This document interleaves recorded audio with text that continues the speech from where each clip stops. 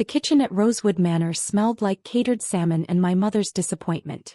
I sat on a folding chair between the industrial refrigerator and the prep station, watching through the service window as 300 guests celebrated my sister's wedding. Madison was marrying Trevor Ashford, whose family owned the largest commercial banking network in the state. My mother, Linda Chambers, had made it very clear where I belonged. "She's not sophisticated enough for the main table," she'd announced to the wedding planner 30 minutes ago, loud enough for half the bridal party to hear. "Put her somewhere she won't be noticed." I'm Kate Chambers, 31 years old, and according to my family, I'd made the catastrophic mistake of choosing public education over private wealth. For 12 years I'd been a high school teacher in the state's most underserved districts, earning $38,000 a year while my family accumulated millions in real estate. My sister Madison, 27, had followed the approved path, married young, married rich, and never worked a day that couldn't be described as volunteer charity work. She was wearing a Vera Wang gown that cost more than my annual salary. I'd received my wedding invitation 6 weeks ago. Not the hand-calligraphed version with tissue paper inserts, but a text: ceremony at 4. Reception after. Don't wear anything too teacherish. I'd driven 5 hours from the capital anyway, arriving in a simple emerald dress I'd bought on sale. My mother intercepted me during photos. "Kate, you actually came. It's my sister's wedding." "Yes, well." She glanced toward the Ashford family posing near the rose garden. Trevor's parents are very particular about appearances. His mother sits on every important board in the city. His father golfs with the governor. "I'm aware. Then you understand why we need to be strategic about the reception." She lowered her voice. "The Ashford social circle is attending. Business leaders, politicians, old money families. These aren't public school people, Kate." "What does that mean?" "It means they won't understand your lifestyle choices. A teacher in an inner-city school? Living in a rental apartment? Driving a 10-year-old Civic?" She shook her head. "Madison specifically asked that we minimize potential embarrassment. I'm her sister. Which is why we found you a seat. In the kitchen. You'll be comfortable there, away from questions you can't answer about career success and financial planning." Before I could respond, she'd flagged down Christine, the wedding planner. "My daughter Kate will be sitting in the catering area during the reception. She prefers a quiet spot." Christine looked uncomfortable. "Mrs. Chambers, all guests should be in the main ballroom." "She's not technically a guest. She's family. It's different." Mom had already turned away. "Put her somewhere out of sight." That's how I ended up in the kitchen, listening to servers discuss the entree choices while my family celebrated without me. Through the window I could see the head table. My parents sat with the Ashfords, Trevor's father Richard, a banking magnate, and his mother Patricia, who chaired half the charity boards in the state. My brother Blake sat at table 2 with his wife, both dressed in designer labels. I'd worn the same dress to 3 different events. I'd done my own makeup. My jewelry came from Target. The ceremony had been beautiful. I'd stood in the back of the chapel, 18 rows behind the family, next to an elderly woman who kept asking if I was with the musicians. My phone buzzed. A text from an unknown number. "Miss Chambers, this is Sarah Park from the governor's office. The governor will be speaking at the Ashford wedding tonight. The families are major campaign donors. She's asked me to locate you. She wants you seated at her table for the reception. Where are you currently?" My heart stopped. I texted back, "I'm in the kitchen service area. It's complicated." 3 dots appeared. "The kitchen? Please stay there. The governor will handle this personally."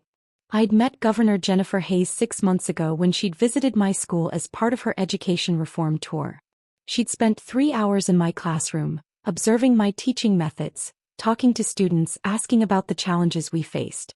My kids, mostly from low-income immigrant families, had impressed her with their poetry project about the American dream. 2 weeks later, I'd been invited to join the governor's Education Advisory Council. Then last month she called me personally. "Kate, I'm creating a new position, State Director of Educational Equity. Cabinet level. I need someone who understands what's really happening in our schools, not just what policy papers say. Your work speaks for itself. Will you take it?"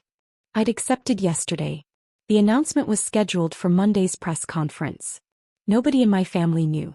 They'd never asked about my work beyond dismissive comments about noble poverty and wasting my degree. Through the window I watched the reception begin. Champagne toasts. The first dance. My mother laughing with Patricia Ashford, probably discussing how well Madison had married. A server nudged me. "Ma'am, there's someone asking for you." I turned. A woman in a dark suit with a discreet earpiece stood in the kitchen entrance. "State Police. Miss Chambers?" "Officer Rodriguez, Governor's security detail. The governor would like to see you. Please come with me." I followed her through the kitchen past confused catering staff, into a private anteroom off the main ballroom. Governor Hayes stood there in an elegant navy suit, reviewing notes for her speech. "Kate." She smiled warmly. "I heard you were here. Why on earth are you in the kitchen?" "Family dynamics. My mother thought it was better." "Your mother seated you in the kitchen at your own sister's wedding?" Her expression hardened. "That's unacceptable." "Where's she seated?" "Head table, ma'am. With the Ashfords." "Perfect. I'm making some last-minute adjustments to my speech." She turned to Sarah, her chief of staff. "I want Kate at my table when I speak. Front and center." "Governor, I don't want to cause a scene." "You won't." "I will." He squeezed my hand. I was planning to keep Monday's announcement quiet until the press conference. But the Ashfords invited me here to court favor for Richard's banking legislation. I think it's time they learned what real public service looks like. 10 minutes later, I walked into the ballroom with Governor Hayes and her security detail. Conversations stopped mid-sentence. Every head turned. Governor Jennifer Hayes was the most popular governor in state history. She'd been on the cover of Newsweek last month as the education governor. Patricia Ashford spotted us first and rushed over. "Governor Hayes, what an honor. We're so grateful you could attend." "Mrs. Ashford, congratulations on your son's wedding. I'm actually here for 2 reasons: to celebrate with the Ashfords and to spend time with my new State Director of Educational Equity, Kate Chambers." She gestured to me. Patricia's face went blank. "Kate Chambers? The bride's sister." "The same. She's joining my cabinet on Monday." I wanted to personally congratulate her before the public announcement. My mother appeared, face pale. "Governor Hayes, what a surprise. Kate we didn't know. That your daughter is one of the most accomplished educators in the state?" The governor's voice was pleasant, but her eyes were steel. "Kate has transformed 3 failing schools into models of academic excellence. Her literacy program is being studied by the Department of Education as a national template." Richard Ashford approached quickly. "Governor, this is unexpected. We understood Kate was a public school teacher." "She is. The best I've ever seen. That's why I recruited her to lead our educational equity initiative. She'll oversee policy for 1.2 million students and command a budget of $300 million. The ballroom had gone completely silent. 300 guests staring. Christine, the wedding planner, rushed over with her tablet. "Governor, we didn't have you on the seating chart. Where is Kate seated?" Christine's eyes darted to my mother, then to the floor. There was a request that she sit in the kitchen area." "The kitchen?" The governor's voice could have frozen champagne. "You seated my incoming state director in the kitchen?" My mother's face went from pale to crimson. "There was a misunderstanding. Kate wasn't feeling well." "I'm standing right here, Mrs. Chambers." "Kate, did you ask to sit in the kitchen?" 300 pairs of eyes waited. "My sister felt it would be better if I stayed out of sight," I said quietly. She was concerned I'd embarrass the family in front of the Ashford social circle. Madison made a choking sound from the head table. Trevor grabbed her hand. Patricia Ashford looked horrified. "You hid the governor's cabinet appointee in your kitchen?" "We didn't know she was." My father started. "You didn't know because you never valued her work," the governor interrupted. "Kate has spent 12 years changing children's lives. She's taught in neighborhoods most people are afraid to drive through. Her students have gone on to Ivy League schools, medical programs, engineering degrees. She's revolutionized how we think about educational equity." She turned to Christine. "Where should the State Director of Educational Equity be seated?" Christine stammered. "The head table is." "Perfect. That's where she belongs." The governor offered me her arm. "Kate, join me." I need your input on my speech anyway. As we walked toward the head table, I heard the whispers explode. The governor's cabinet? They made her sit in the kitchen? The Chambers family must be mortified. We reached the head table where Madison and Trevor sat frozen. The governor smiled at them. Congratulations on your wedding. I hope you don't mind if I borrow your sister.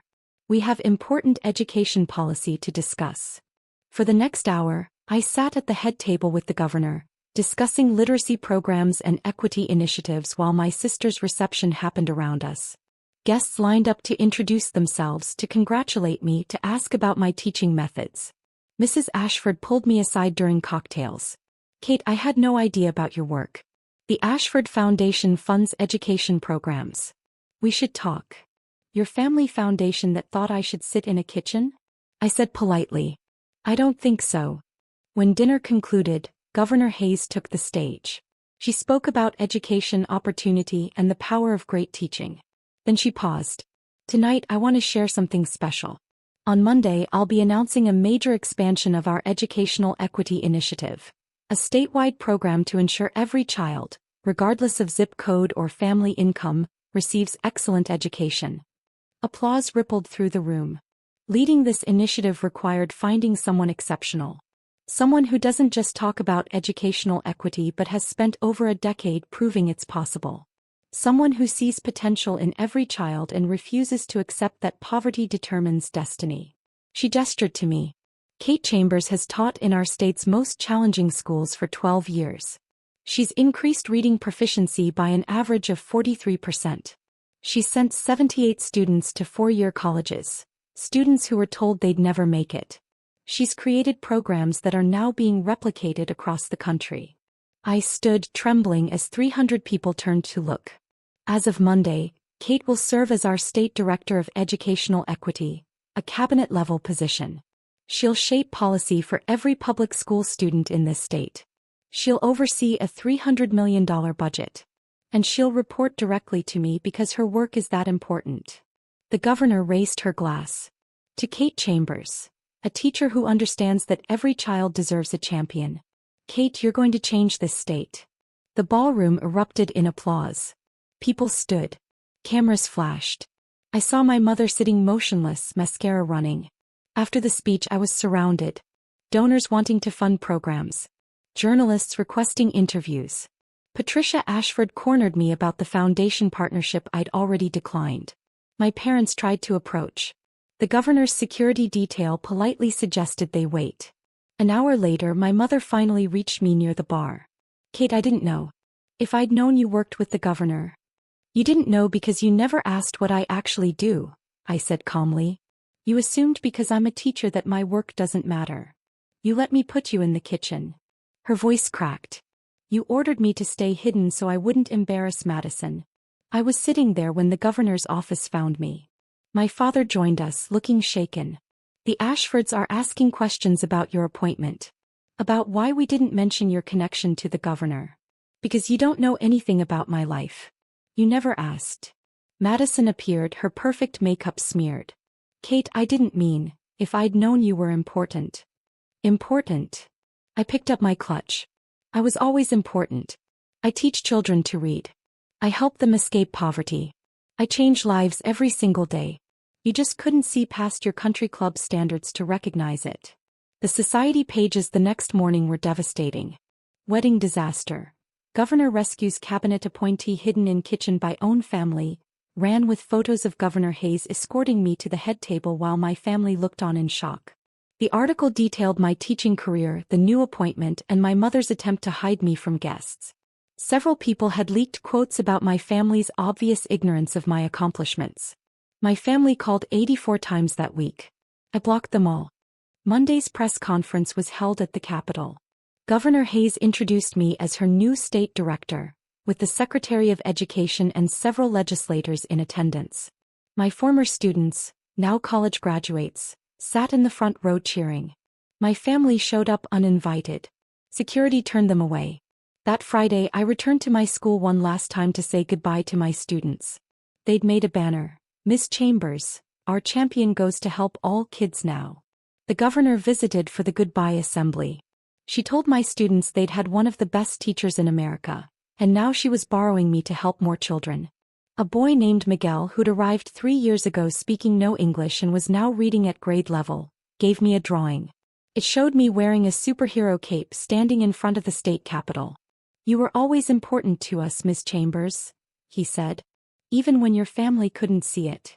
I cried in front of the entire school. 6 months into my new role, our equity programs had reached 200 schools. Reading scores were climbing. College applications from low-income students had increased by 34%. The National Education Press called it the most aggressive and successful equity initiative in the country. My mother tried to attend the announcement ceremony. My assistant had her name on the declined admission list. A year later, I testified before Congress about educational equity policy. Senators from both parties praised our state's model. The Secretary of Education asked if our programs could be replicated nationally. After the hearing, I gave an interview to Education Week. They asked about my journey from classroom teacher to cabinet director. "The most important moment wasn't my appointment," I said. "It was sitting in that kitchen at my sister's wedding, understanding clearly that my family valued appearance over impact. That's when I knew I'd built my life around the right values. Children over champagne, purpose over prestige." The interview went viral among teachers nationwide.